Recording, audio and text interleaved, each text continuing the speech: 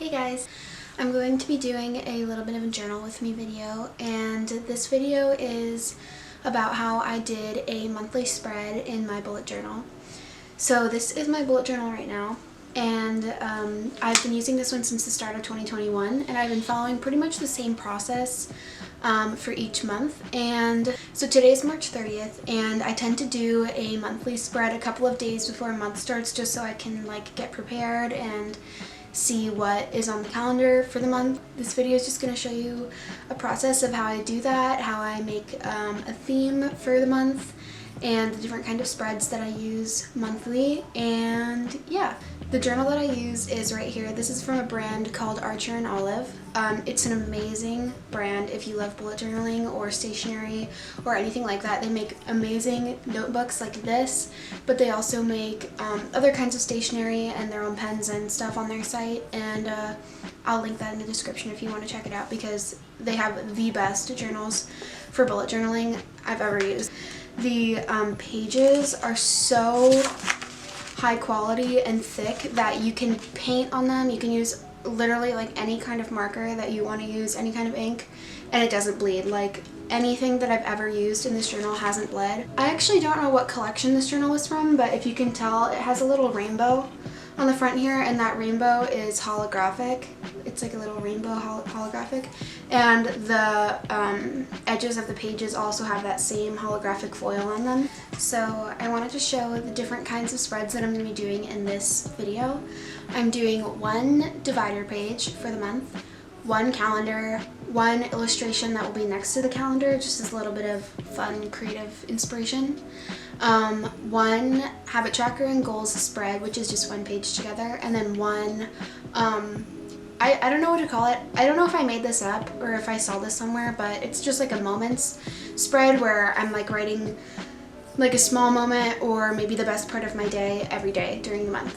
Every month I do a sort of divider spread like this, just to separate each of the months and also to sort of establish the theme that I'm going to use, because I try to choose a theme for each month that I can use on every page, even when I'm just doing weekly spreads.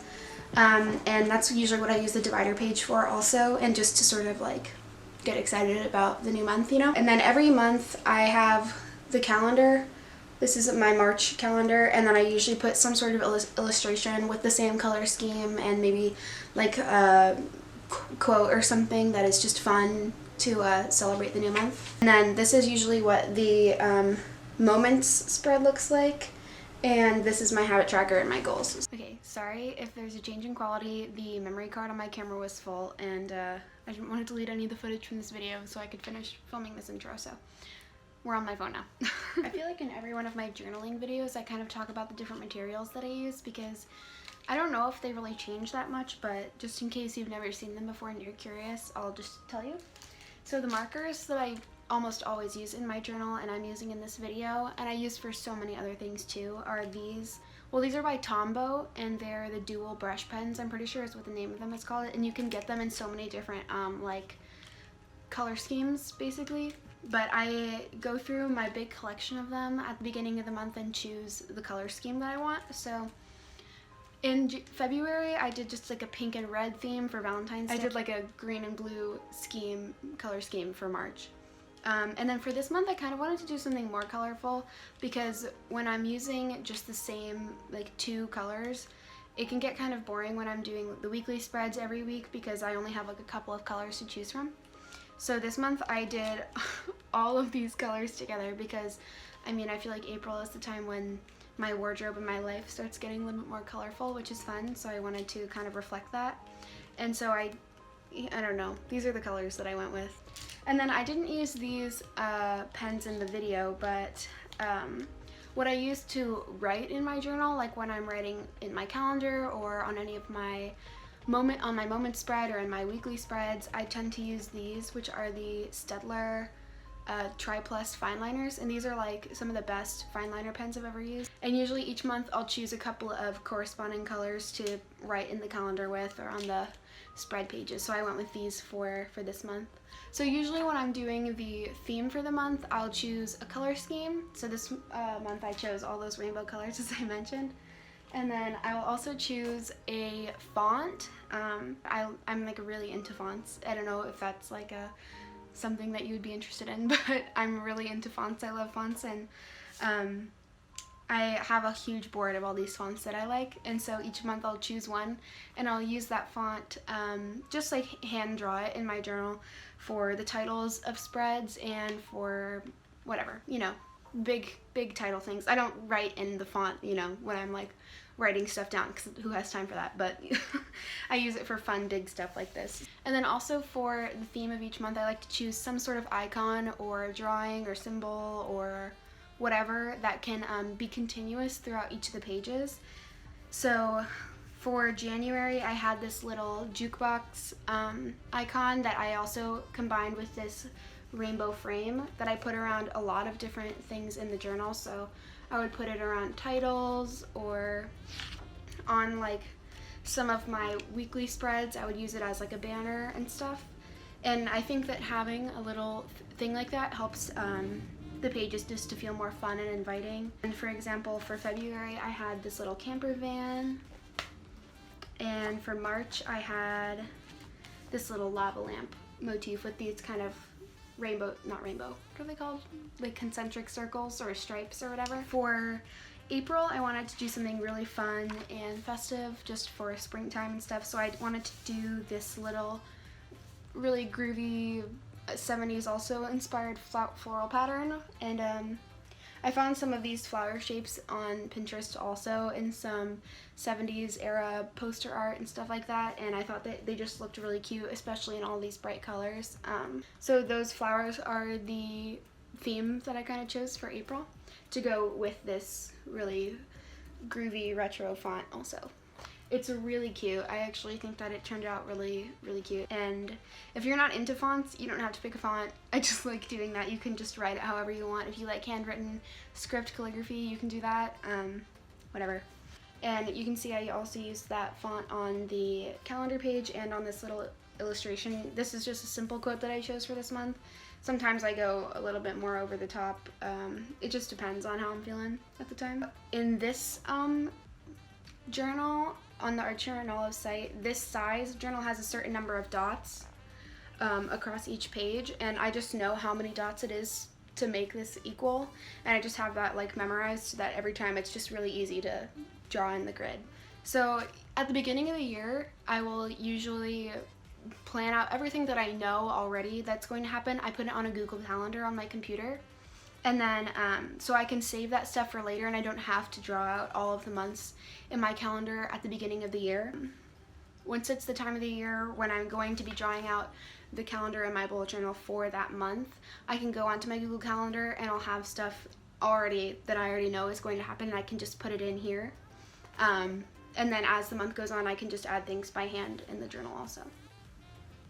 So now we can talk about the goals and habits page and the moment spread. So for a habit tracker, when I was in high school, I always used to use a habit tracker because it just helped me to like continue having a routine and get stuff done that I wanted to do every day.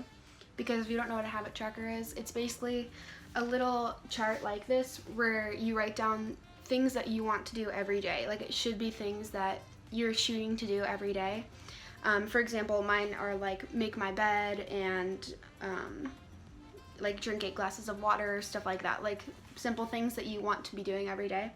And then you can just do however many rows for however many days there are in the month, and you can just check it off or fill in that box for every day that you do those things. I feel like it just helps me to figure out what am I actually doing every week and or every day, and what do I have to work on more to like make it more of a habit, you know?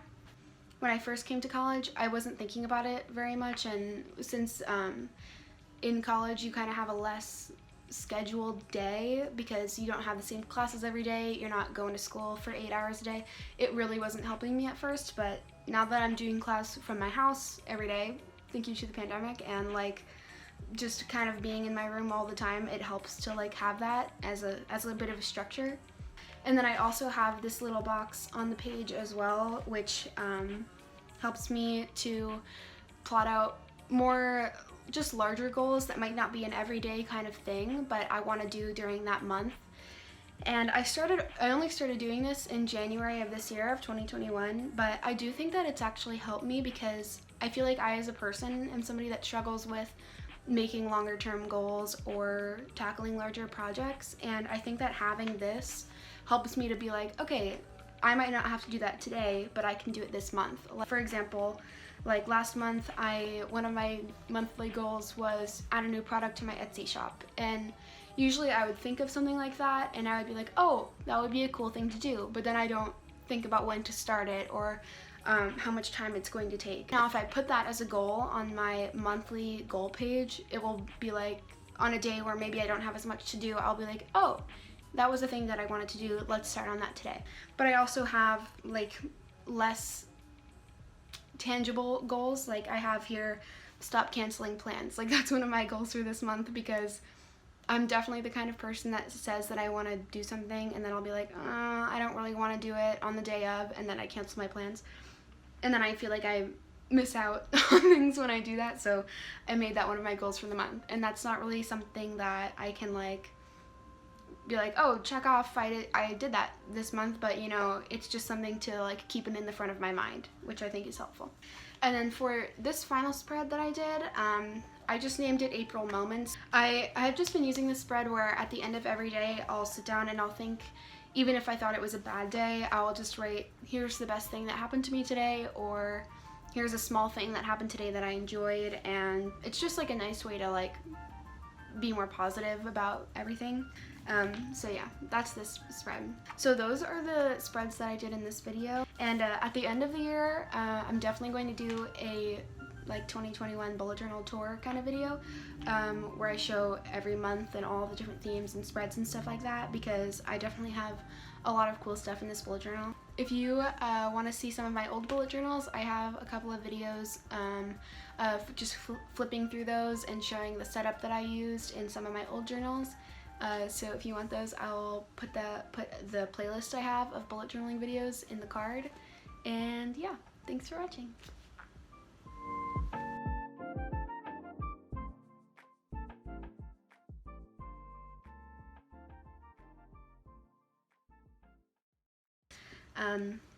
Sorry, there's like some rainbows on my face right now, but